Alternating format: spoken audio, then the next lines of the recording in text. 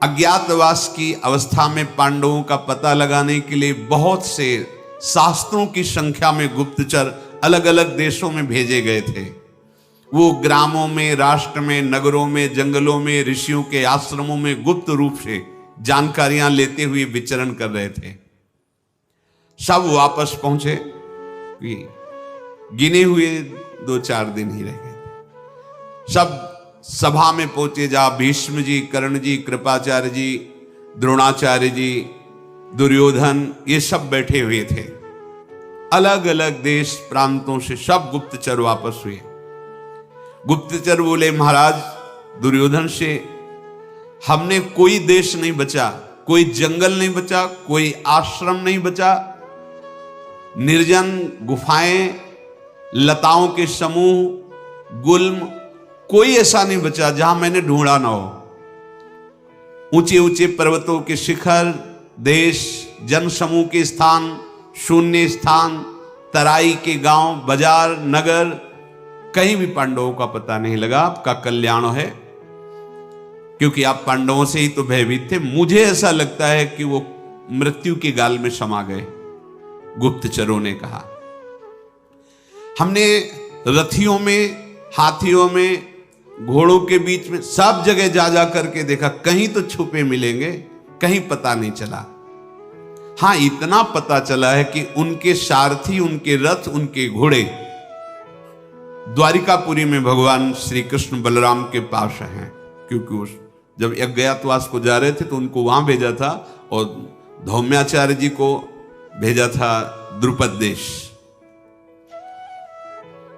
शत्रु को संताप देने वाले दुर्योधन पांडवों के इंद्रसेनादि सारथी द्वारिकापुरी में हैं, ऐसा हम लोगों ने खोज कर ली है। पर वहां ना द्रौपदी है, ना 5 पांडव हैं। उन लोगों से बातचीत में हमने सुना कि उन लोगों को भी पता नहीं कि पांडव कहां हैं। ऐसा ही आज्ञा की थी युधिष्ठिर जी ने।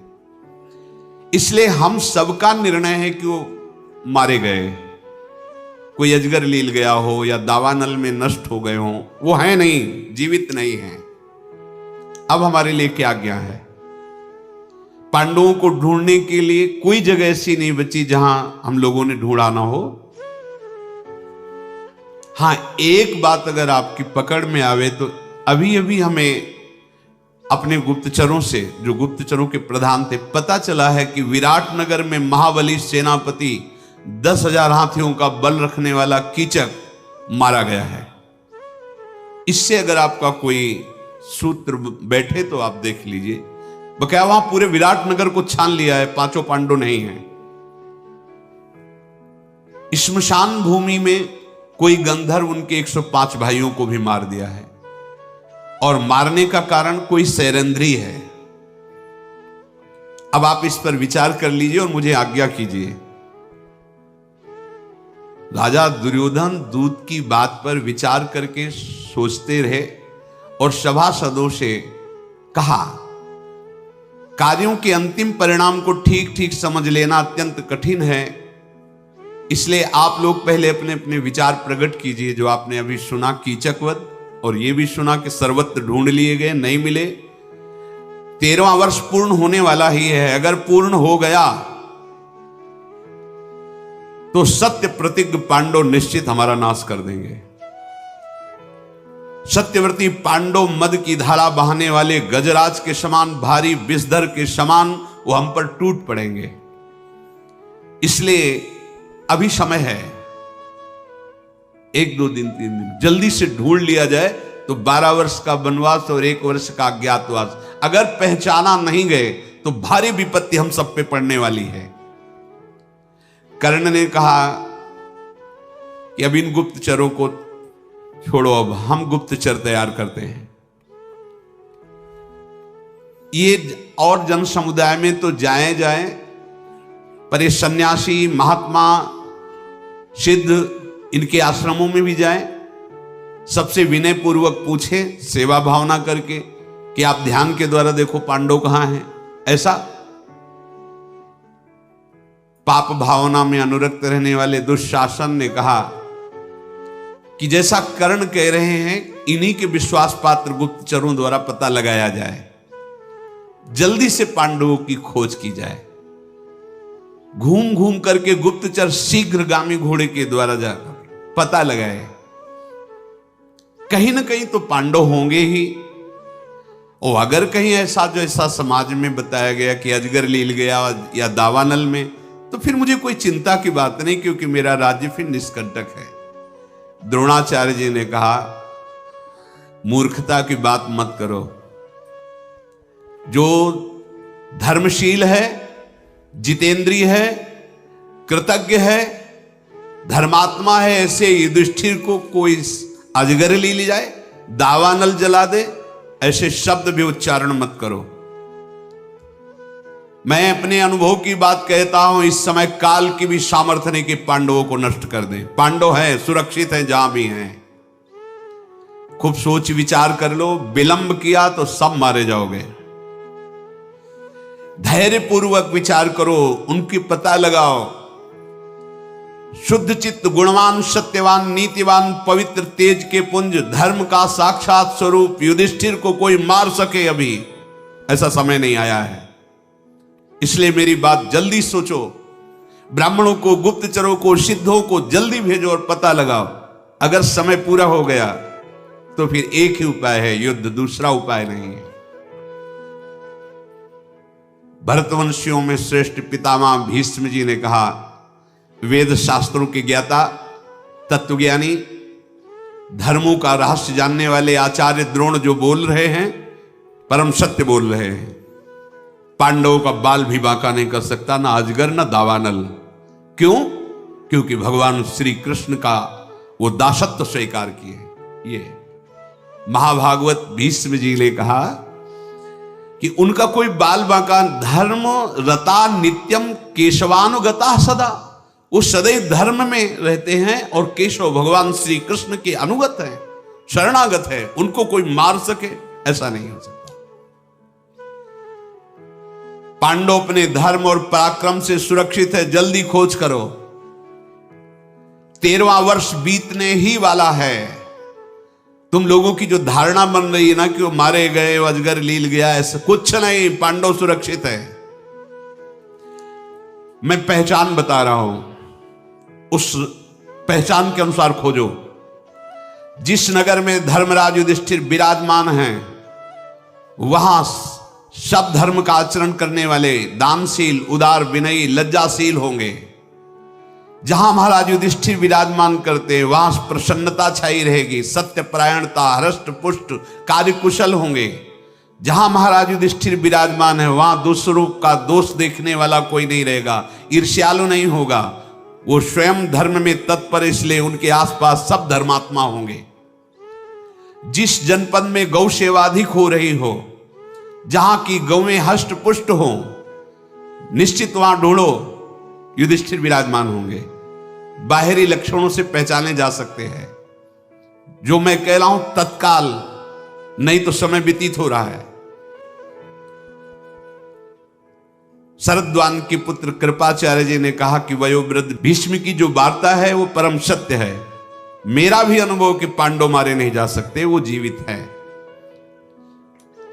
जिसे सम्राट बनने की इच्छा हो, उसे शत्रु की अवहेलना नहीं करनी चाहिए। दुर्योधन, पांडवों को साधारण मत समझो। भेष बदलकर जैसे हो, बहुत कम समय रह गया, तत्काल उनकी जो अवधि समाप्त होने वाली, उनको ढूंढ लिया जाए। अज्ञातवास का समय पूर्ण ही हो गया ऐसा समझो। और पूर्ण हो गया तो कुंती के महाबली, अति पराक्रमी महात्मा पांडव सर्वनाश मचा देंगे, कोई रोक नहीं सकता। इस प्रकार सबने अपनी अपनी सलाह रखी। दुर्योधन बहुत बुद्धिमान था, विवेकवान नहीं, बुद्धिमान। जैसे कल बताया था, बुद्धि तो बहुत है, विवेक नहीं है। वो शांत बैठा रहा, सबकी बात सुन करके उसने कहा, ध्यान देकर मेरी बात सुनो। पूरे मृत्यु लोक में, पूरे राक्षसों में, दैत्यों में 4 महाबली हैं। पूरी मृत्युलोक में और दैत्यों में, जो इंद्र के समान बल धारण करते हैं। बल में उनकी समानता करने वाला पृथ्वी में कोई नहीं है, न दैत्य लोक में कोई है। बराबर बलशाली 4 हैं, भगवान शेषावतार बलदेव जी और पराक्रमी मद्राज शल्य और महान पराक्रमी भीमसेन और चौथा ये कीचक। ये 4 महाबली हैं। बलराम जी अगर मारते कीचक को तो ये बात फैल जाती, क्योंकि द्वारिका से वो चढ़ाई करते। बलराम जी ने मारा नहीं। शल्य आते तो उनकी सेना विराटनगर पर आक्रमण करती, शल्य आए नहीं। चौथा कीचक मारा गया है तो बचे भीमसेन। भीम ने ही मारा, मेरा पक्का निर्णय है। ये सभी बलशाली एक दूसरे को जीतने का बल रखते हैं, इसलिए मेरा पूरा का पूरा विश्वास है कि भीमसेन ने ही मारा है जो विराटनगर में कीचक मारे गए। पक्का निर्णय मुझे। पर जब तक पहचान साबित नहीं की जाएगी तब तक बात नहीं होगी। और वो सैरंध्री इतनी सुंदरी बताई गई, वो और कोई नहीं, द्रौपदी है। पक्का विश्वास है मेरा, कोई विचार करने की जरूरत नहीं है। द्रौपदी के निमित्त कीचक की बुद्धि बिगड़ी होगी और भीमसेन ने गंधर्व का नाम रख करके उसको मार दिया है। कीचक मारा गया, भीमसेन ने मारा, पक्का। इसलिए बिना विचार के विराटनगर पर आक्रमण कर देना चाहिए। भीमसेन ऐसा पराक्रमी वीर है कि वहां रह रहा है और आक्रमण सह नहीं पाएगा। वो युद्ध में निकल आएगा, हम पहचान लेंगे। फिर 12 वर्ष का वनवास, 1 वर्ष का अज्ञातवास। पितामह भीष्म जी, द्रोणाचार्य, कृपाचार्य, कर्ण, सब एक साथ उसकी प्रशंसा की। बिल्कुल ठीक तुमने, ये सब एक पक्ष हो गया है। भोजन का बहुत बड़ा प्रभाव होता है। जैसा खाओ अन्न वैसा बने मन। जरूर जरूर दुर्योधन की प्रशंसा करने लगेगी। बहुत सुंदर विचार किया, पक्का ऐसा ही है। क्या करना चाहिए? अब हमें विराटनगर की तरफ तुरंत सेना सजा करके आक्रमण करना चाहिए। पहले गोधन, उनका गौओं का अपहरण करना चाहिए। पांडव जहां रहते हैं वहां कोई आक्रमण हो वो शांत नहीं बैठ सकते, क्योंकि वीर पुरुष हैं, वो कोई कायर नहीं है। जहां वो हमारे सामने आएंगे हम पहचान लेंगे।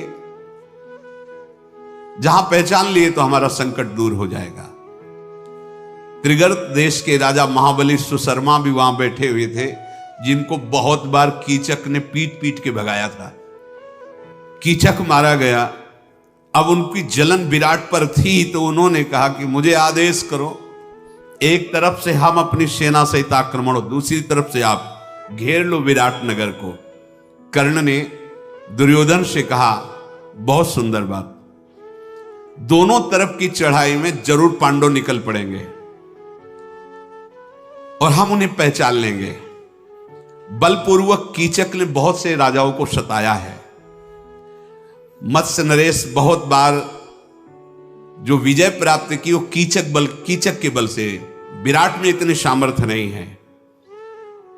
चलो तत्काल सेना को सजाने का आदेश करो, ठीक अवसर है।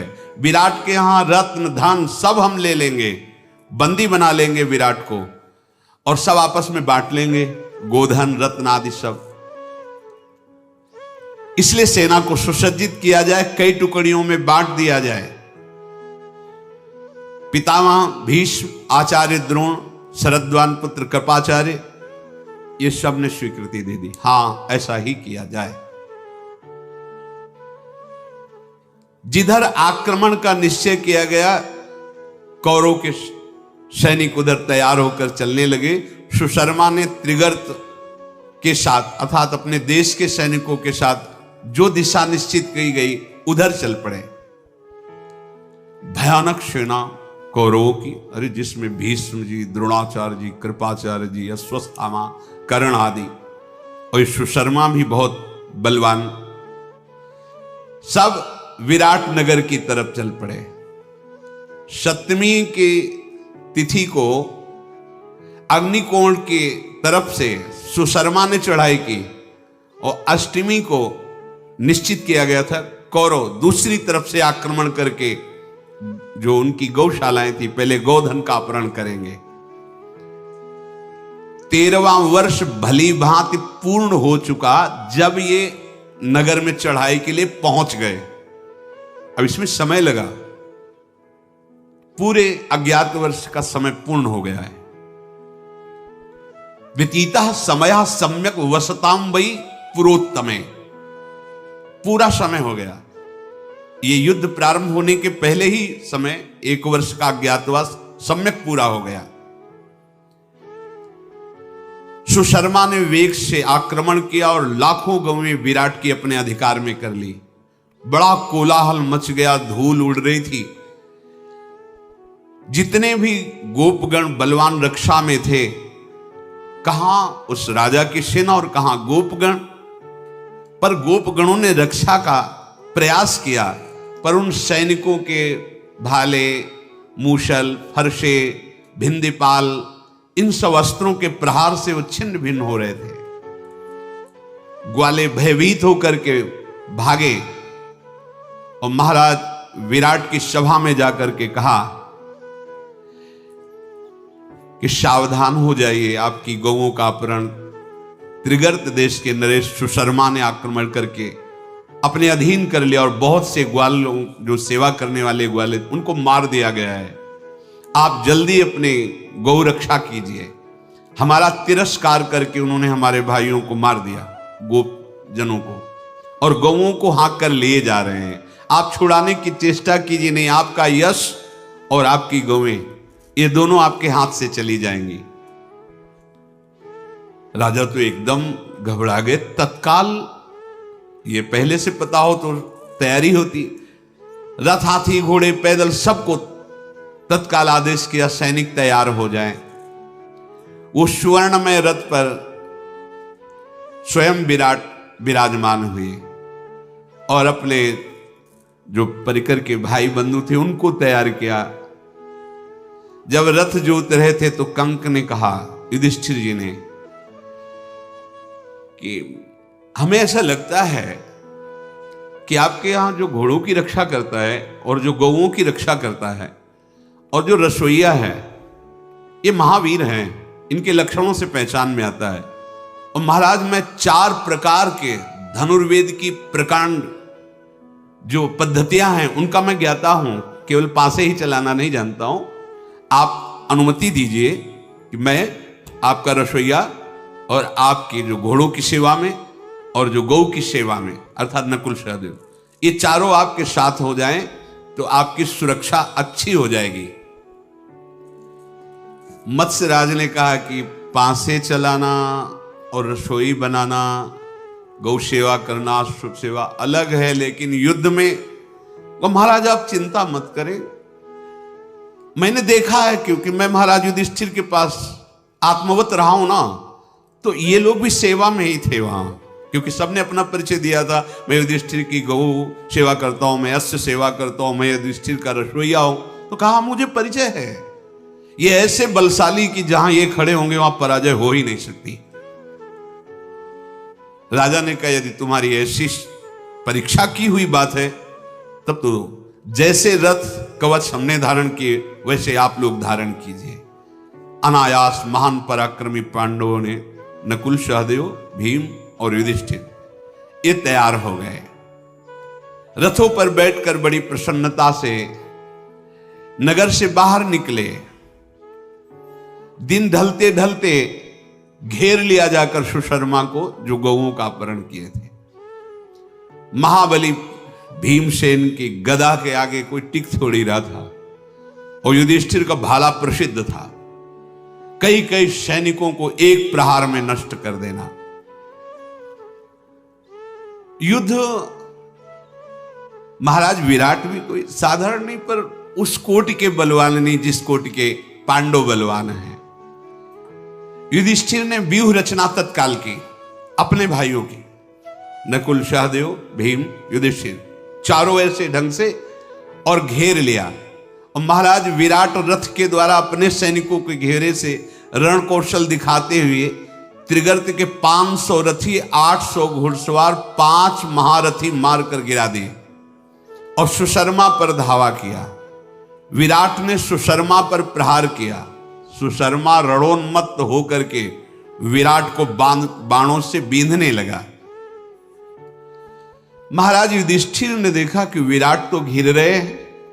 सुशर्मा ने विराट की सेना को मथ करके विराट के घोड़ों को मार दिया, सारथी को मार दिया और दौड़ करके विराट को बंदी बना लिया। भयभीत हो गए विराट। सुशर्मा ने जब विराट को बंदी बनाया, महाराज युधिष्ठिर की तरफ दृष्टि करके विराट कह रहे थे, कंक तुम कह रहे थे कि बहुत बलशाली ये लोग हैं, छुड़ाओ मुझे, मुक्त करो। देखो हमारे यहां सुखपूर्वक रहे हो, तुम हमारी जान की रक्षा करो, बड़ा सत्कार किया है तुम्हारा, अब उसका बदला चुकाओ। युधिष्ठिर ने कहा शांत रहिए, आप धैर्य धारण कीजिए। महाबली भीमसेन से कहा, भीम जल्दी छुड़ाओ सुशर्मा से विराट को, कहीं ऐसा ना हो कि मृत्यु दंड दे दे। भीमसेन जैसे भयंकर तूफान चलता है, ऐसा वेग धारण करके दौड़े, सुशर्मा से कहा खड़ा रहे, खड़ा रहे। गदा से रास्ता बनाते हुए शीघ्र पहुंचे। 1,00,000 सैनिकों को एक क्षण में मार दिया। न जाने कितने घुड़सवारों को, रथियों को, हाथी सवारों को भीमसेन विनाश करते हुए सुशर्मा के पास पहुंच गए। बलवान भीमसेन ने सुशर्मा के रथ पर छलांग लगाई, पहुंच गए, बाल पकड़ा, खींच के नीचे गिरा दिया और विराट को विराट यद्यपि वृद्धावस्था को प्राप्त हो रहे थे, फिर भी बलशाली थे ही। भीमसेन के अंक में विराजमान और कहा, भीमसेन तुम चिंता मत करो, देखो अभी ये सब भागते हैं पीठ दिखा के। सुशर्मा के बाल पकड़ करके बलपूर्वक घसीट करके महाराज युधिष्ठिर के पास लाए और कहा, आदेश करो इसका भी सर उतार दें। सुशर्मा तो भयभीत हो गया, चिल्ला चिल्ला के रोने लगा, ये हमारी इच्छा नहीं थी, पर दुर्योधन ने मुझे भेजा है। गला दबा के कहा भीमसेन ने सुशर्मा का कि अब दुर्योधन सहित तू भी यमराज के पास जाएगा, वहीं तू जाके सलाह करना। युधिष्ठिर जी बड़े दयालु है युधिष्ठिर जी। युधिष्ठिर जी नहीं नहीं नहीं, इसको मारो मत, नहीं नहीं मारो मत। कहा आप जहां होता है वहां आप छोड़ देते हो, वही बाद में अपने लिए काल बनता है। जयद्रथ को छुड़वा दिया था मुंडन करवा के, वही तपस्या करके भगवान शंकर से वरदान था, एक दिन में पांडवों पर विजय प्राप्त, अर्जुन को छोड़ के। अब इधर तो ये पता नहीं था कि दुर्योधन भी चढ़ाई कर रहे हैं। यहां आनंद पूर्वक रात्रि व्यतीत कर रहे हैं। अब दिन में चलेंगे और दूतों से कहा कि नगर में जा कह दो विजय सी प्राप्त हुई है, बड़े उत्सव मनाए जाएं। इधर दुर्योधन, क्योंकि सप्तमी को ये युद्ध, सुशर्मा अष्टमी को उनका था, वो पूरे द्रोणाचार्य, भीष्म पितामह, बड़े बड़े महापुरुष, अरबों की संख्या में सब। एक दूत भाग करके आया और कहा कि लाखों गौओं को अधीन बनाते हुए कौरव सेना विराट नगर की तरफ बढ़ रही है, और ये सब पांडव, नकुल सहदेव, भीम, युधिष्ठिर, विराट और सेना, ये त्रिगर्त सुशर्मा की सेना को परास्त करके उधर ही पड़ाव डाले हुए, नगर में नहीं है। भाग करके नगर में आया तो राजकुमार उत्तर केवल नगर की रक्षा में थे, और ये बहुत ही सुकुमार तत्व समझो, बहुत ही सुकुमार थे। ज्यादातर ये महल में ही रहते थे, दास दासियां और पत्नियां उनके बीच में हंसी मजाक हो, ऐसे रहना, और अपनी बड़ाई मारते रहते थे। इस बीच में तो ग्वाला भाग करके आया और उसने कहा, राजभवन में जाकर के देखा, वहां तो युद्ध हो रहे हैं और ये विनोद कर रहे हैं अपनी स्त्रियों से, दासियों से, ऐसे बैठे हंसी मजाक। महाराज की जय हो। उत्तर से, उत्तर ने कहा, हाँ क्या सूचना लाए हो? बोले उधर तुम्हारे पिता युद्ध में, इधर कौरवों की सेना आ चुकी है और आपके गोधन का अपहरण करके विराटनगर की तरफ बढ़ रही। राजकुमार, आप तो महाबली है ना? उसने कहा हाँ महाबली तो हूं ही।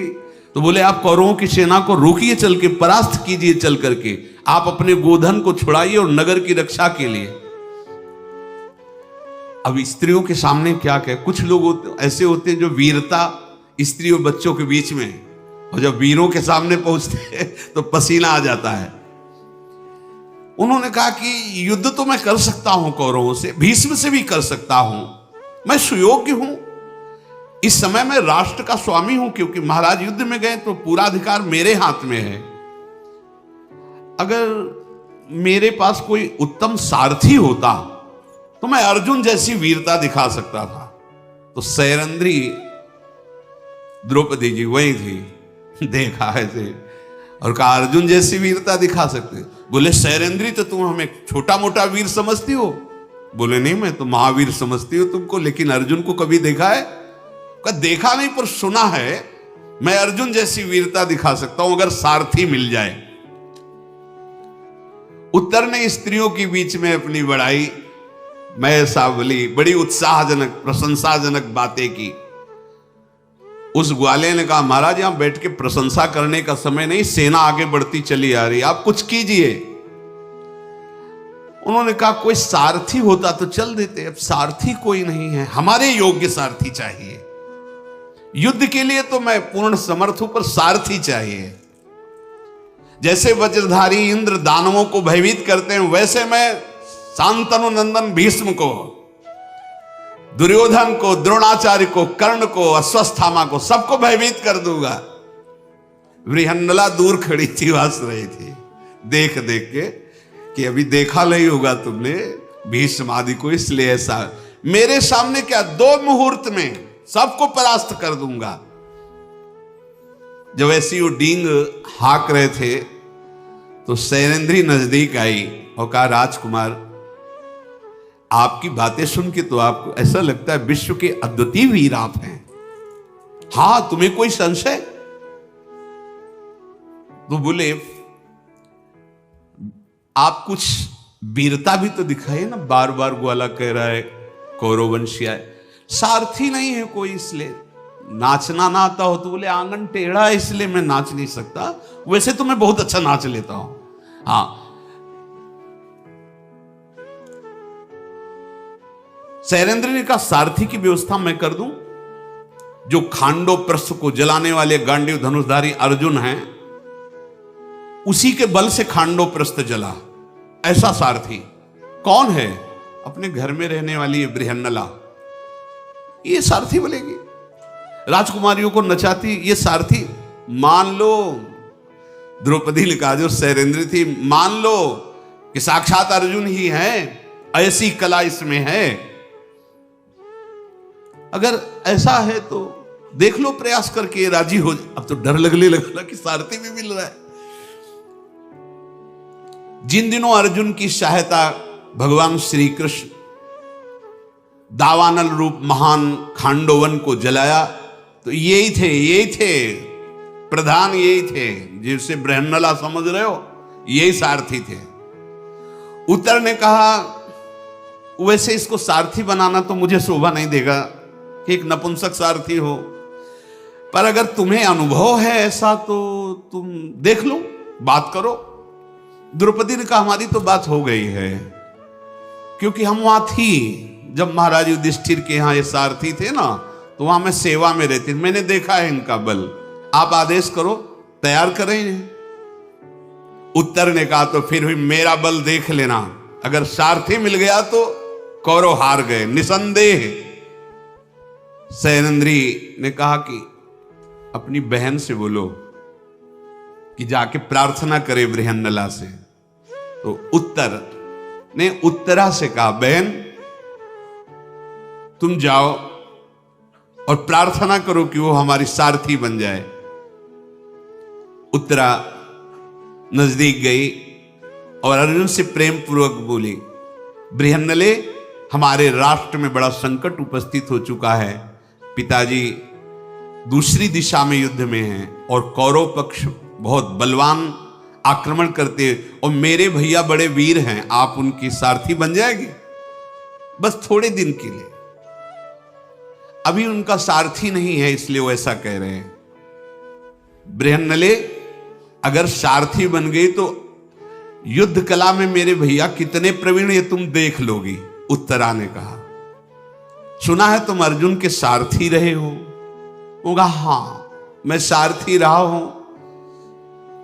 तुम्हारी इच्छा ऐसी है तो ठीक है, मैं स्वीकार करता हूं। राजकुमार तैयार हो, तुम कवच बांधो, धनुष लो, और मैं सारथी के पद पे बैठता हूं। घोड़ों की लगाम संभाली, बैठ गए।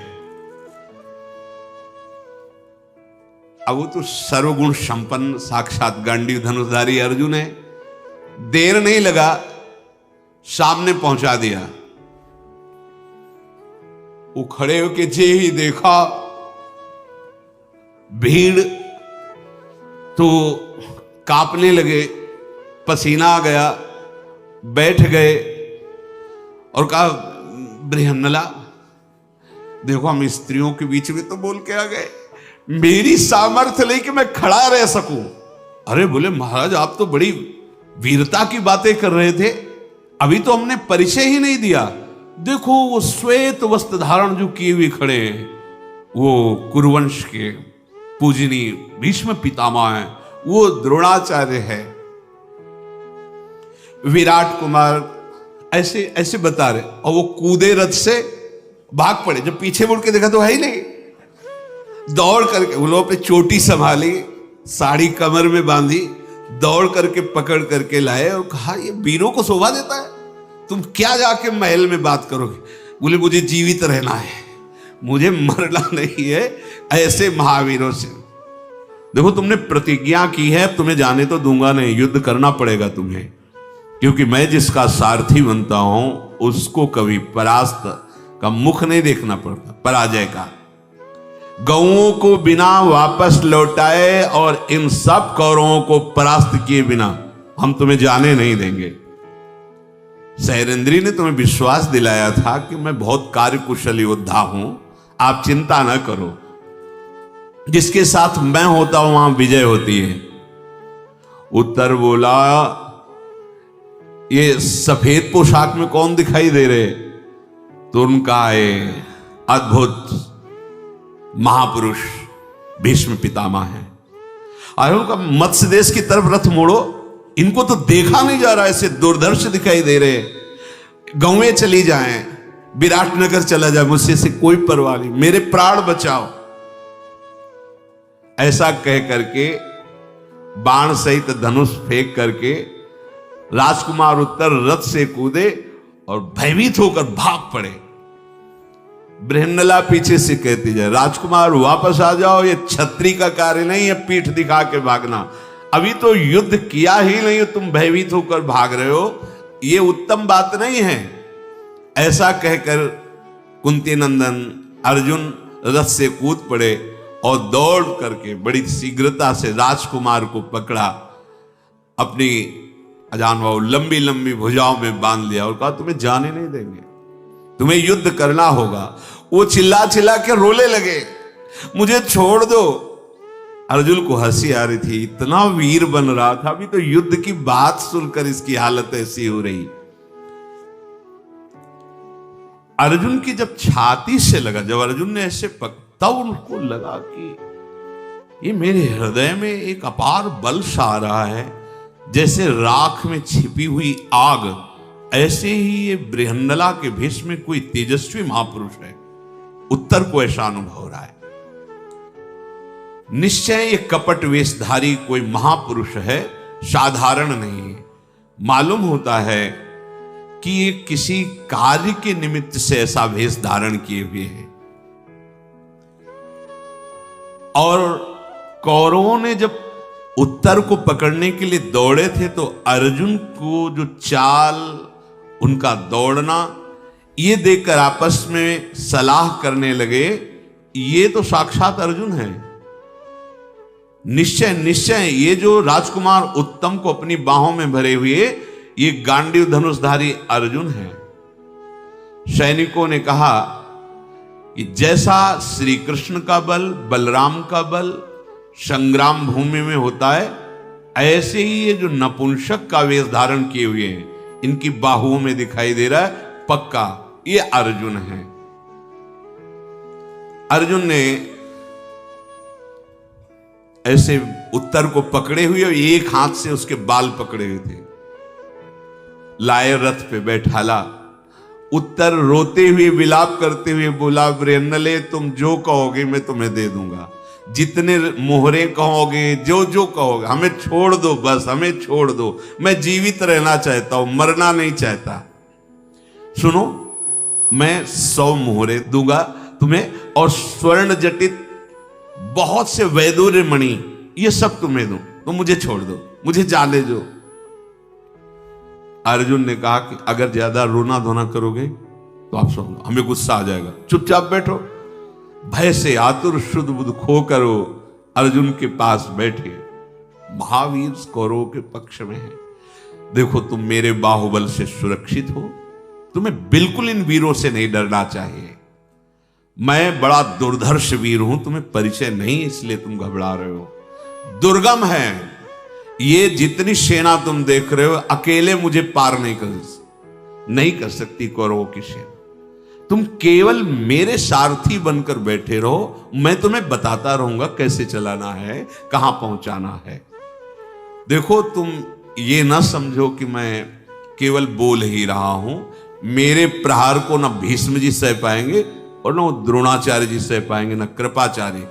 शांत रहो, तुम भयभीत मत हो। बार बार अर्जुन की तरफ देख रहा है।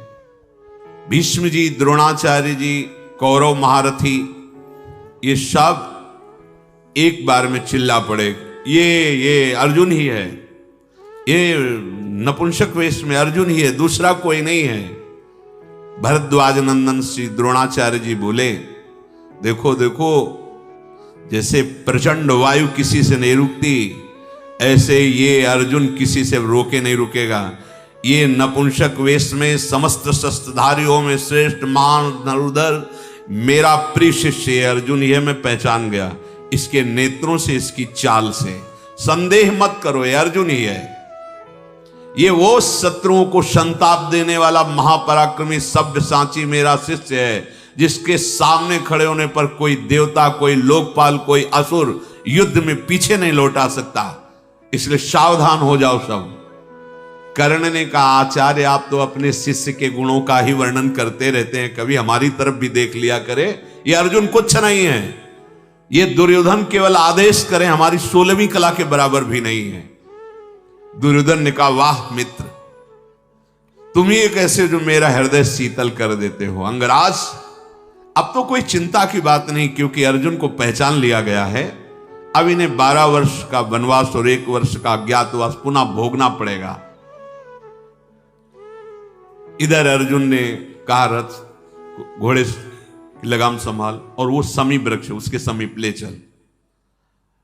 विराट कुमार उत्तर वहां पहुंचे, उतर रथ से, चढ़ जाए समी वृक्ष पर, और मेरा धनुष इसमें रखा हुआ है, भीम की गदा, महाराज का भाला और भी अस्त्र शस्त्र सब रखे हुए हैं। तुम इस समय गांडीव धनुष उससे निकालो, जिसका भार कोई भी धनुष नहीं सह सकता। बड़े बड़े गजराजों की सेना को एक बार में विनाश करने की सामर्थ्य गांडीव धनुष रखता है। मेरी बाहुओं में जो बल है, ये तुम्हारे धनुष तिनके के समान है, ये सह नहीं पाएंगे मेरी बाहुओं को। मेरा धनुष निकालो गांडीव। उत्तर देख रहे, तुम्हारा गांडीव? अभी तो तुम कह रहे थे अर्जुन के सारथी, फिर गांडीव धनुष तो अर्जुन का है। बोले, इसमें युधिष्ठिर जी के, भीम के, नकुल के, सहदेव के भी अस्त्र शस्त्र रखे हुए हैं। इसमें हमारा कवच भी रखा हुआ है। लाखों धनुष मिलकर के भी हमारे गांडीव धनुष की समानता नहीं कर सकते। चढ़ो इस पे। वो दूर से लाश दिखाई दे रही, हम राजकुमार, कोई लाश ढोने वाले थोड़ी कि हम चढ़ जाएं। हम नहीं चढ़ेंगे, हम अपवित्र हो जाएंगे। अर्जुन जी ने कहा, राजकुमार, ये लाश दूर टंगी है, वो जहां एक खोखा सा बना हुआ है उसके अंदर है धनुष, तुम जाओ, परम पवित्र है वो स्थान, डरो मत, मैं ऐसी कोई आज्ञा नहीं करूंगा जो तुम्हारे कुल के विपरीत हो। अर्जुन के ऐसा कहने पर विवश होकर रथ से उतरकर समी वृक्ष पर गए और वहां पत्तों और तृणों में लिपटे हुए अस्त्र रखे हुए थे, नीचे उतारा। बहुमूल्य रत्नों से जटित उन सब अस्त्रों को देखा तो अर्जुन जी ने एक धनुष को कहा, इसके पत्ते और तृण हटाइए। जे ही हटाया तो ऐसे प्रकाशित हुआ मानो आग साक्षात मूर्तिमान तेजो रूप होकर। तेषाम विमुच्य मानानाम धनुषा मर्क वर्चशाम विनिश्चेरु प्रभा दिव्या ग्रहाणा मुद इश्वे। बोले ऐसा खोलने पर तेज प्रकट हुआ मानो समस्त ग्रह सूर्य आदि तेज एक साथ प्रकाशित हो गए हो। गांडीव धनुष। उत्तर के नेत्र चकाचौंध हो गए। उन्होंने कहा ये किसका धनुष है, इतना दिव्य, इतना चमकीला और इतना वजनदार, ये किस यशस्वी वीर का धनुष है, इसका नाम क्या है? बृहन्नले, जो मैं पूछ रहा हूं ठीक ठीक उत्तर दीजिए। अर्जुन ने कहा, राजकुमार अब सुनो, इस धनुष का नाम गांडीव है और ये जिसके हाथ में होता है उसका नाम अर्जुन, और काल से भी युद्ध करने की सामर्थ्य रखता है अर्जुन। ये मेरे पास ही सदैव रहता था। कुछ समय के लिए, अज्ञात समय व्यतीत करने के लिए मैंने इसमें रख दिया था। ये देवताओं पर भी विजय अकेला प्राप्त कर सकता है, ऐसा ये धनुष है। विराट पुत्र, जिस समय मैं अपने दिव्य बाणों का संधान इस पर करता हूं, फिर कोई सामने टिक नहीं सकता। युद्ध में शत्रुओं पर आघात करना और शत्रुओं की बाण वर्षा को काटना गांडीव का सहज स्वभाव है। देखो, ये महात्मा युधिष्ठिर का अस्त्र, ये भीम का अस्त्र है, ये नकुल का, सहदेव का अस्त्रों का परिचय दिया। अर्जुन ने कहा, राजकुमार अब तुम समझ गए हो, मैं गांडीव धनुषधारी अर्जुन हूं। और जानना चाहते हो तो महाराज की सभा में जो कंक बन के विराजमान हो हमारे बड़े भ्राता धर्मराज युधिष्ठिर हैं। तुम्हारे यहां जो रसोईया बल्लभ है वही महाबलशाली भीमसेन है, जो तुम्हारे पिता के यहां रसोई का काम कर रहे हैं। अश्वों की देखभाल करने वाले ग्रंथिक नाम से मेरे भ्राता नकुल हैं, और गौशाला के अध्यक्ष तंतिपाल नाम से मेरे भ्राता सहदेव हैं। हम पांचों पांडव, और सैरेंद्री जो तुम्हारे मां के यहां दासी रूप से रह रही, वो महान द्रौपदी है जिसके कारण कीचक मारे गए। उत्तर कूद पड़ा रथ से, साष्टांग दंडवत किया और कहा कि मुझे क्षमा करना, मैंने आपको बार बार बृहन्नला कह के संबोधन, आप तो हमारे गुरुदेव के समान पूज्य हैं। मुझे विश्वास नहीं हो रहा कि आप बृहन्नला बनकर के मेरे महल में राजकुमारियों को नचाते गए। अहो भाग्य, सौभाग्य कि मुझे अर्जुन का सानिध्य मिला। मेरे अज्ञानवश जो आपको कुछ अनुचित व्यवहार लगा हो तो क्षमा कीजिए। मैं अब आपके चरणों का आश्रय पाकर बहुत ही निर्भय हो गया और मुझे कोई भय नहीं। पार्थ, मैं सदैव आपका दास। अब आप कृपा दृष्टि से देखिए और अब देखिए कि मैं कितने उत्साह से घोड़ों को हाँकता हूं। मेरा महान सौभाग्य प्रकट हुआ जो अर्जुन का सानिध्य मुझे मिला। वीरवर, आप आरूढ़ होइए और देखिए, आप जहां आज्ञा करेंगे वहीं मैं घोड़े को ले चलूंगा। अर्जुन ने कहा, आप तुम कोई भय मत करना, रण में केवल तुम्हें अब कौशल देखना है अर्जुन के हाथों का। ये जितने महावीर खड़े सब भाग पड़ेंगे, तुम निश्चिंत रहना, भयभीत मत होना।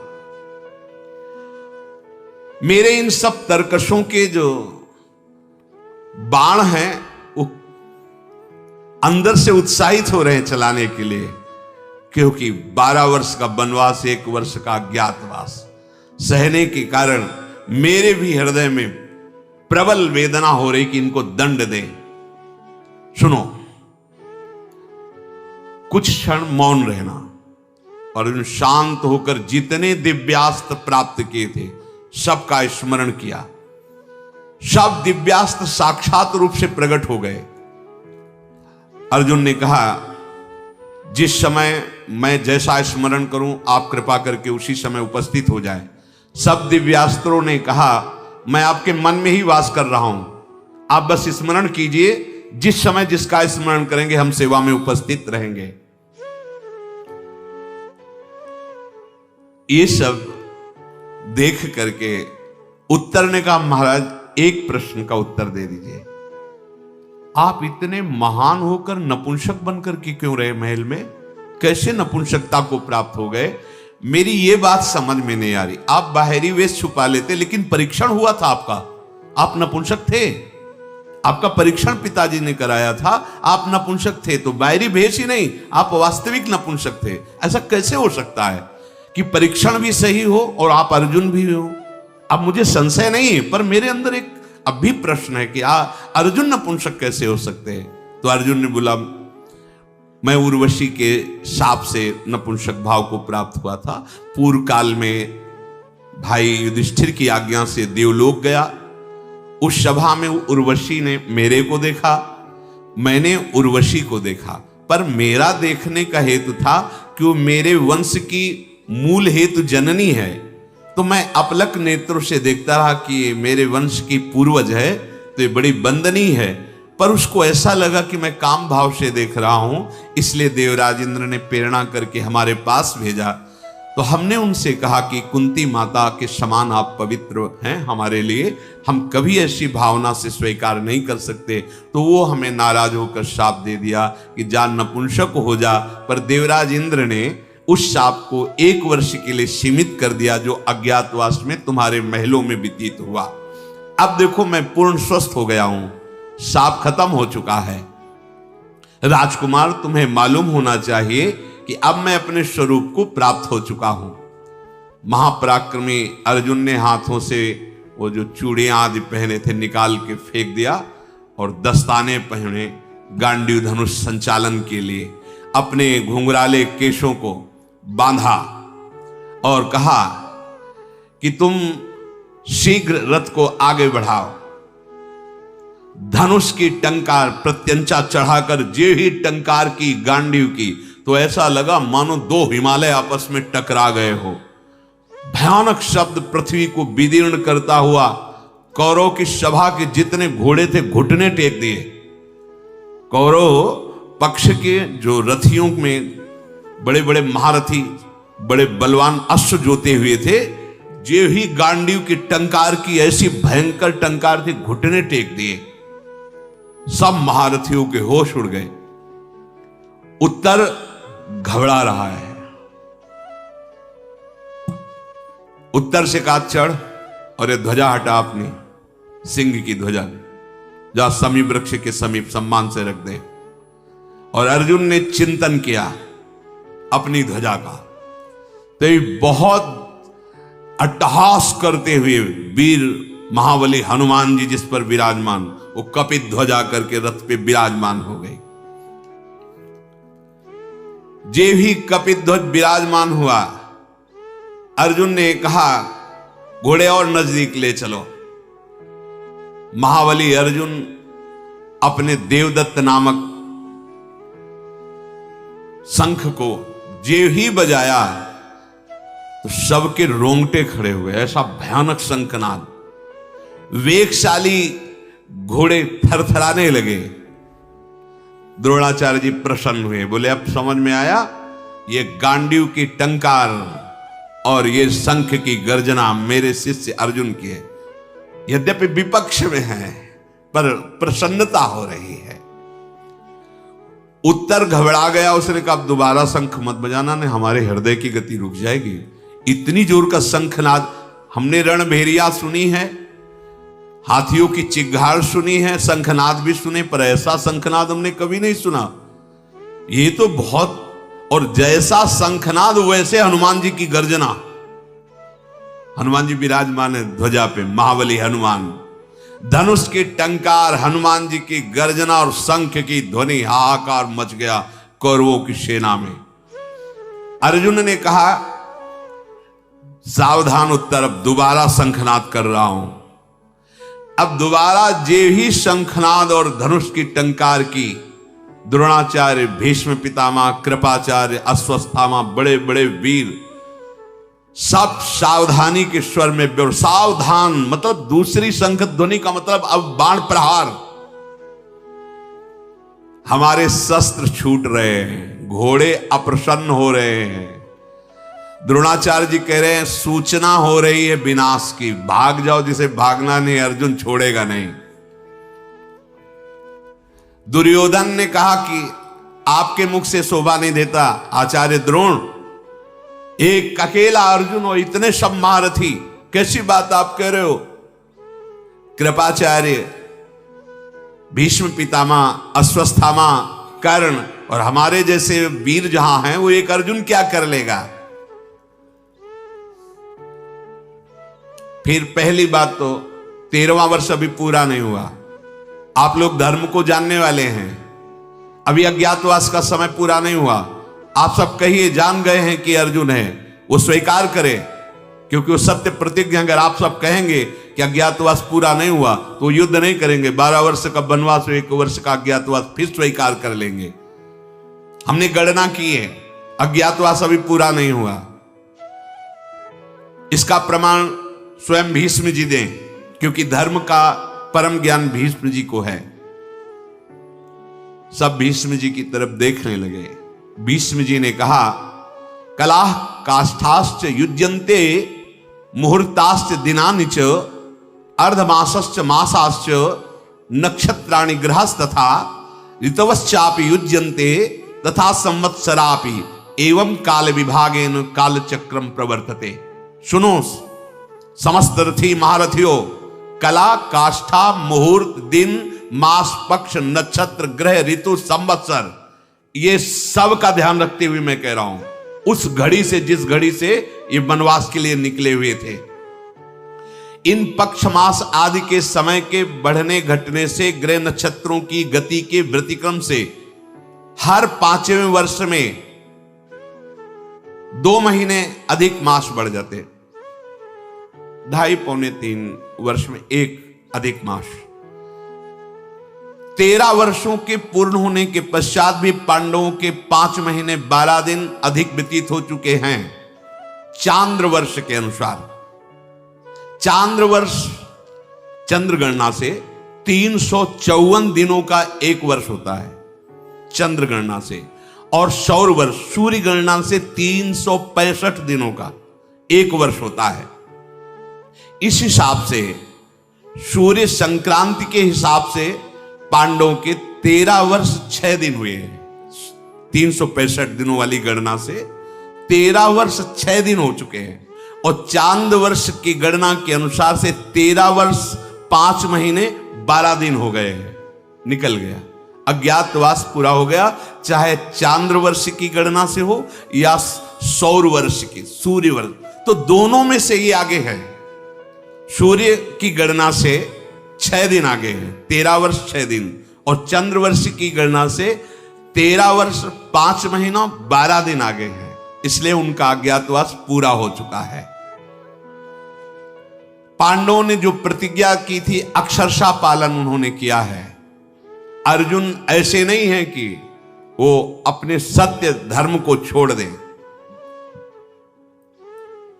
राजा युधिष्ठिर परम धर्मात्मा हैं, कुंती के पुत्र लोभी नहीं हैं, तपस्या और कठिन कर्म करने वाले हैं, वो कभी कोई लोभ से अनुचित कार्य नहीं कर सकते। पांडव पराक्रम में समर्थ हैं, धर्म से उनका समय पूरा हो गया है। महाराज भीष्म जी ने कहा यदि कोई अर्जुन को असत्यवादी कहेगा तो मेरे द्वारा पराजित होगा। देखो सत्य का इतना पक्ष होता है, एक एक मुहूर्त तक की मैं गिनती करके कहता हूं। सूर्य के अनुसार 13 वर्ष 6 दिन और 5 वर्ष 12 दिन, 13 वर्ष 5 महीने 12 दिन चंद्र गणना के अनुसार। अब इसका कोई विरोध करे, साबित करे आकर, अगर उनको असत्यवादी कहता तो मैं मृत्युदंड दूंगा। अब तो सब शांत। तो फिर युद्ध की व्यवस्था करो, दुर्योधन ने कहा। बिना युद्ध के अब कोई बात बनने वाली नहीं। भीष्म जी ने कहा संधि कर लो, मान जाओ मेरी बात, उसको अपने में मिला लो, आधा आधा हिस्सा कर लो, जैसे इंद्रप्रस्थ में रहते थे तुम हस्तिनापुर में रहो। संधि की क्या बात, मैं कुछ भी बिना युद्ध के देने के लिए तैयार नहीं हूं, ये कुंती पुत्र मेरा क्या कर लेगा। भीष्म जी ने कहा लिख लो, ये अकेला समरभूमि में संपूर्ण पृथ्वी को भस्म कर सकता है, इसके पास ऐसे दिव्यास्त्र जो अपने लोगों के पास भी नहीं है। कौरव संपूर्ण रणभूमि में जोर लगा दे तो भी कुछ भी नहीं कर सकते अकेले अर्जुन का। दुर्योधन ने कहा मैं कुछ नहीं दे सकता, संधि कर नहीं सकता, अब आप शीघ्र वही उपाय बताओ जिससे युद्ध में विजय हो। भीष्म जी ने कहा अगर युद्ध ही करना चाहते हो तो मेरी बात सुनो, तुम हमारे राजा हो, 1/4 हिस्सा सेना का लेके चलो हस्तिनापुर, यहां टिको मत। 1/4 सेना का हिस्सा अपनी सुरक्षा के लिए लो, निकल पड़ो हस्तिनापुर, क्योंकि अगर यहां सब बंदी बनाए जाएंगे, आप छूटे रहेंगे तो बात बन जाएगी। पहला प्रहार अर्जुन आप पे ही करेगा, इसलिए आप निकलिए। और 1/4 हिस्सा सेना जो गौएं अपहरण की गई वो हस्तिनापुर लेकर के चले। बकाया जो सेना बची आधी वो हम सब मिलकर के देख लेंगे अर्जुन को। द्रोणाचार्य, कर्ण, अश्वत्थामा, कृपाचार्य, भीष्म जी सबने ऐसी ही सहमति की। भीष्म जी की बात सबको पसंद आई। दुर्योधन ने तत्काल ऐसा किया, एक टुकड़ी सेना ली और हस्तिनापुर के लिए चल दिया। भीष्म जी व्यूह बना करके खड़े हो गए।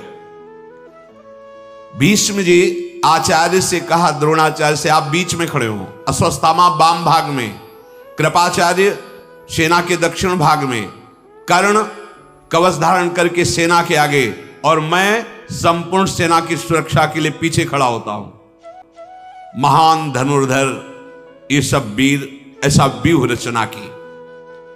द्रोण ने कहा कि ये अर्जुन की ध्वजा फहराकर बता रही है कि विजय अर्जुन के ही हाथ में है।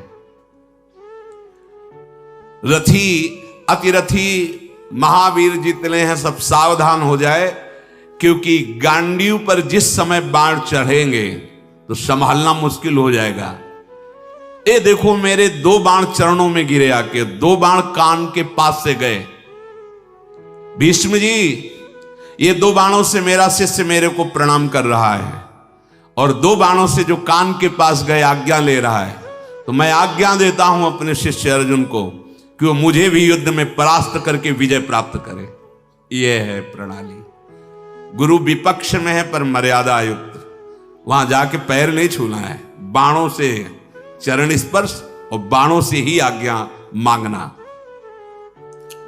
अब तो नपुंसक का जो स्वरूप था वो तो हट गया, तो मानो देदीप्यमान ज्वाला अग्नि की या सूर्य ऐसे अर्जुन चमकने लगे। किसी की सामर्थ्य नहीं हो रही थी कि एकाग्र दृष्टि से अर्जुन को देख सके। अर्जुन ने कहा उत्तर ले चलो सेना के समीप, और उनसे जितनी दूर पर एक बाण फेंका जाता है उतनी दूर पर रुको, जरा मैं देखूं कौन कौन सामने विराजमान है। अर्जुन जी ने देखा दुर्योधन नहीं दिखाई दिया। उसने कहा तो फिर इनको परास्त करने से हमें क्या, हमें तो उसको परास्त करना है पक्का। ये पितामह का ही विधान होगा उसको बचाने को। उसको भेज दिया दूसरी दिशा में वापस। नहीं, इनको तो देख लेंगे, आचार्य द्रोण को, भीष्म पितामह को, अश्वत्थामा को, कृपाचार्य को, कर्ण को, पहले दुर्योधन को देखेंगे। ये दुर्योधन नहीं दिख रहा है, इसका मतलब है वो हस्तिनापुर का मार्ग पकड़ करके जा रहा है। तत्काल ले चलो दक्षिण दिशा की ओर। विराट नंदन इस सेना को छोड़िए और इस मार्ग से चलिए जिधर दुर्योधन जा रहा, पहले मैं उससे युद्ध करूंगा, फिर लौट करके इन महारथियों को देख लूंगा। इस प्रकार अर्जुन की आज्ञा देने पर उत्तर ने अपने घोड़े मोड़े और जिधर हस्तिनापुर की तरफ घोड़ों को काबू करते हुए आगे बढ़ाया। थोड़ी देर में दिखाई दिया श्वेतवाहन अर्जुन को कि दुर्योधन अपनी सेना के साथ जा रहा है। इधर कृपाचार्य जी ने कहा सावधान, ये तो हम लोगों से लड़ा ही नहीं, हमारा तो सारा का सारा व्यू बेकार हो गया। वो तो जा रहा है दुर्योधन के पीछे और राजा की रक्षा करना हमारा कर्तव्य होता है। सब भागो। देवकी नंदन श्री कृष्ण के सिवा कोई इस समय अर्जुन के सामने नहीं टिक सकता, क्योंकि महान तेज से संपन्न ये अकेला युद्ध करके सबको परास्त कर देगा। अगर दुर्योधन की रक्षा नहीं की गई तो मारा जाएगा। गांव में प्रचुर धन जो हमने लूटा है वो तो छीन ही लेगा। अर्जुन उच्च स्वर में दुर्योधन के पास पहुंचे और कहा, सुन ये कुंती पुत्र अर्जुन तुझे युद्ध के लिए ललकारता है, डरपोक, भागकर युद्ध भूमि से हस्तिनापुर की तरफ जा रहा, किसके बल से? और अर्जुन ने इतने बाण छोड़े जैसे आंधी चलती है, मार्ग अवरुद्ध करके सब सैनिकों को घायल कर दिया। युद्ध की मार, जो बाणों की मार खा करके कौरव सैनिक चिल्लाते हुए भागने लगे, मन ही मन सब मनाने लगे कि मैं भाग जाऊं जल्दी से और अर्जुन के बाणों की पीड़ा से बच जाऊं। पार्थ ने सबको घायल करके अपना शंख बजाया। अब तो दुर्योधन घबरा गया कि अकेले हम ऐसे कैसे लड़ सकते हैं, सैनिकों को तो परास्त कर दिया और महारथी तो पीछे छूट गए। धनुषधारियों में श्रेष्ठ अर्जुन बड़ी वेग से उन ग्वालों को मुक्त किया जो गौओं की सेवा में, और कहा तुम्हें जो गौएं हैं ये विराटनगर को ले जाओ, अब कोई रोकने वाला नहीं है। अर्जुन ने धनुष के टंकार की और ललकारा दुर्योधन से, अब कहां तू पीठ दिखा के भाग रहा है हस्तिनापुर की तरफ? क्या इसी बल से तूने पांडवों का अपमान किया है? लौट। कर्ण आ गया, क्योंकि कर्ण ने देखा कि अर्जुन उधर जा रहा है, तो धनुर्विद्या में अर्जुन और कर्ण समान हैं, पर कर्ण ने अधर्म का पक्ष ले रखा है और अर्जुन ने दिव्यास्त्र प्राप्त किए हैं और तप पूर्वक धर्म का आश्रय लिया है, इसलिए कर्ण कमजोर हो जाता। बकाया कर्ण किसी भी, भगवान परशुराम जी से दिव्यास्त्र प्राप्त हो, किसी भी उसमें कम नहीं अर्जुन से। दौड़ करके अर्जुन को रोका और कहा, कहां? दुर्योधन को पीछे देखना, पहले मेरे से युद्ध कर, मैं बहुत समय से जल रहा हूं तेरे से युद्ध करने के लिए, छुपा छुपा घूम रहा था, आज हमारे सामने आया है। अर्जुन को याद आ गया सभा में द्रौपदी को जो कड़वे वचन बोले थे जब दुशासन घसीट के ला रहा था। बाणों की वर्षा कर दी, देर न लगी, उसके सारथी को मार दिया, घोड़ों को मार दिया, ध्वजा काट दी। और कर्ण ने भी बाणों की वर्षा की, पर अर्जुन के दिव्यास्त्र संधान से वो भाग पड़ा है, एक क्षण भी नहीं टिक पाया, भाग पड़ा, छोड़ के सेना भाग पड़ा। जितने भी सैनिक थे मानो जैसे पानी की वर्षा हो रही, ऐसे बाणों की वर्षा करके सबको घायल कर दिया, गौएं छुड़ा ली। और जो गोपगढ़ गौओं की रक्षा में थे उनको भी मुक्त किया दासत्व से और कहा, जाओ ये विराटनगर की ओर गौएं लेकर तुम जाओ। अर्जुन ऐसा कह करके सहसा आगे बढ़े तो विराट पुत्र तेजी से रथ को हाँक रहा था। धनंजय की बाणों की मार से जो दुर्योधन के आसपास सैनिक थे वो सब नष्ट होते चले जा रहे थे।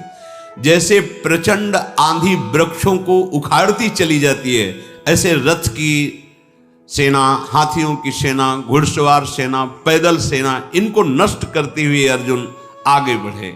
अर्जुन के हृदय में भारी उत्साह। उसी समय कर्ण का भाई लाल घोड़ों के रथ पर बैठकर सामने आया, संग्रामजीत उसका नाम था। उसने अर्जुन को बाणों से बीधना चाहा, एक ऐसा छुरधार नाम के बाण से संधान किया, उसका गला कट के गिर गया। जब ये फिर कर्ण ने सुना कि मेरे भाई की हत्या अर्जुन ने कर दी, फिर लौट पड़ा।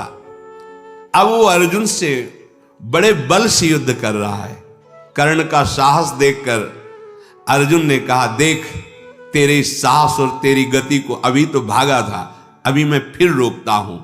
गरुण चिन्ह वाले बाणों से संधान किया, घिर गया। कर्ण को कुछ दिखाई नहीं दे रहा, बाण ही बाण। क्षण भर में उसका फिर घोड़ा, रथ, सारथी सब नष्ट कर दिया। अर्जुन ने जब घोड़ा, सारथी, रथ नष्ट किया तो कर्ण फिर पीड़ित होकर भाग पड़ा। अर्जुन के सामने द्रोणाचार्य जी ने कह दिया था, इस समय उसके सामने कोई नहीं टिक सकता। अकेला अर्जुन पूरे त्रिभुवन पर भारी है, क्योंकि तप, धर्म और दिव्यास्त्र तीनों से परिपक्व है। पितामह भीष्म, द्रोणाचार्य, कृपाचार्य ये तब तक पहुंच चुके थे। हठ पूर्वक बाणों की वर्षा करके अर्जुन को रोकने लगे। शत्रुओं का मान मर्दन करने वाले धनंजय के गांडीव धनुष से छूटे हुए वज्र के समान सायक जितने भी जन आए हुए थे सबके ध्वजा काट देना, घोड़ों को मार देना और सारथी को पीड़ित कर देना। अर्जुन के छोड़े हुए बाणों को कोई समझ ही नहीं पा रहा था किधर से आए, कब आए, कैसे आए। कर्ण भाग चुका था, ये महारथी युद्ध में डटे हुए थे। अर्जुन सबको ऐसे रोके हुए थे जैसे समुद्र के भारी तरंगों को तटभूमि रोके हुए हो। तत्काल भीष्म जी ने व्यूह रचना संकेत से की तुरंत, क्योंकि बहुत बड़े महारथी अर्जुन जी हैं। श्वेत घोड़ों वाले रथ पर सवार हुए अर्जुन दिव्यास्त्रों का स्मरण किया। स्मरण करते ही दिव्यास्त्र उनके धनुष पर विराजमान हो गए। अर्जुन प्रजा का संहार करने लगे, मानो साक्षात काल दंड भगवान यम ने चला दिया हो। जिधर देखो उधर सब मृत्यु को प्राप्त होते जा रहे हैं। ऐसे ऐसे अग्निबाण जो पूरी सेना को भस्म कर रहे हैं, मानो आग की ज्वाला प्रकट हो। किसी की ताकत ही नहीं थी कि अर्जुन की तरफ देख सके। सब दिशाओं में दोनों हाथों से बाण संधान कर रहे हैं, दाएं बाएं घूम घूम कर अलात चक्र की भांति।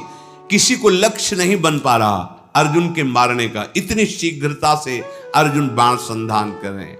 अचिंत मन बुद्धि वाले शूरवीर अर्जुन ने रणभूमि में ऐसा पुरुषार्थ दिव्यास्त्रों का दिखाया, द्रोणाचार्य जी को 73 बाणों से बेंध दिया। द्रोणाचार्य है अद्वितीय वीर, द्रोणाचार्य जी शस्त्र और शास्त्र दोनों के परम ज्ञाता है। दो साहस इनके सामने कोई दिखा सके ऐसा है ही नहीं। द्रोणाचार्य जी के सामने 73 बाणों से सारथी को, रथ को, पताका को काट करके 73 बाणों से मूर्छित कर दिया गुरु द्रोणाचार्य जी को। 10 बाण दुस्सह नाम के वीर को मारा। अश्वस्थामा को 8 बाणों से बींध दिया। दुशासन को 12 बाण, शरद्वान पुत्र कृपाचार्य को 3 बाणों से और शांतनु नंदन गंगानंदन भीष्म को 60 बाणों से बेंध दिया। ऐसे रथ में छाप दिया 60 बाण से, हिल नहीं सकते। छुरप्र नाम वाले बाणों से जितने भी वीर थे सबको घायल कर दिया। और एक करणी नाम का बाण मारा जो सबसे पीछे कर्ण भाग कर गया था, उसके कान में पूरा बाण घुस गया, वो तो मूर्छित होके गिर पड़ा। सारथी के वो यमलोक भेज दिया। ऐसे महान धनुर्धर अर्जुन ने जो रूप दिखाया, भीष्म जी मूर्छित, कर्ण तो मूर्छित है ही, द्रोणाचार्य कोई होश में नहीं है, सबको घायल करके। गांडीव धनुषधारी अर्जुन उत्तर से बोले, हो गया, अब यहां कोई लड़ने वाला नहीं दिखाई दे रहा है। अश्वस्थामा, कृपाचार्य, माननी, बाल्मीकि, सोमदत्त, ये कौरव के बड़े बड़े योद्धा, ये सब मूर्छित पड़े। जिसका वस्त्र चाहो उतार लाओ। राजकुमारी उत्तरा कह रही थी ना गुड़िया बनाने के लिए, जाओ उतार के लाओ। स्वर्णमाला से मंडित ध्वजा से शत्रुओं का तिरस्कार करने वाले अर्जुन, अब जिसको होश आता तो अर्जुन की तरफ नहीं बढ़ता, हस्तिनापुर की तरफ बढ़ता। मान लो जिसको चेतना जागृत हुई, रथी वो सारथी मरा हुआ पड़ा तो रथी ही रथ हाथ के भाग रहे हैं, कोई वहां नहीं। जब तक मूर्छित रहे वस्त्र जिन जिन के बकाया सब अर्जुन सिंहवत खड़े रहे। उस समय अर्जुन की तरफ लौटने वाला कोई वीर नहीं था। भीष्म जी भी मूर्छित ऐसे रथ में बाणों से बिंधे हुए, सब हस्तिनापुर की तरफ वापस। उत्तर से कहा, राजकुमार हो गया, तुम्हारी गौएं विराटनगर पहुंच गई, तुम्हारे शत्रु पीठ दिखा के, अब तुम आनंद पूर्वक नगर की ओर चलो। अर्जुन उस समय युद्ध में समस्त कौरव महावीरों को परास्त करके गोधन लौटा कर आ रहे हैं।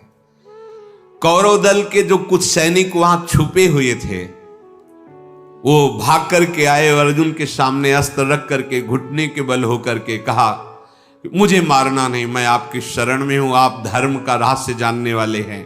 आप अपने केश खोल दिए, अस्त्र रख दिए और शरणागत भाव में हो गए। सबके सब अर्जुन के आगे घबराए हुए बोले, मुझे मारना नहीं, मेरे प्राणों की रक्षा कीजिए, हम सदैव आपके द्वारा रक्षा पाने योग्य हैं। अर्जुन ने कहा, युद्ध धर्म कहता है कि जो अपना अस्त्र नीचे रख दे, कक्ष खोल दे, अर्थात धोती की कांच खोल दे, बाल खोल दे, उसको कभी वध नहीं करते। तुम निश्चिंत हो जाओ, ऐसी गति में हम तुम्हें बिल्कुल दंड नहीं देंगे। जाओ, तुम कुशल पूर्वक घर जाओ, कोई संकट नहीं, हमारा जो कार्य था वो हो चुका है।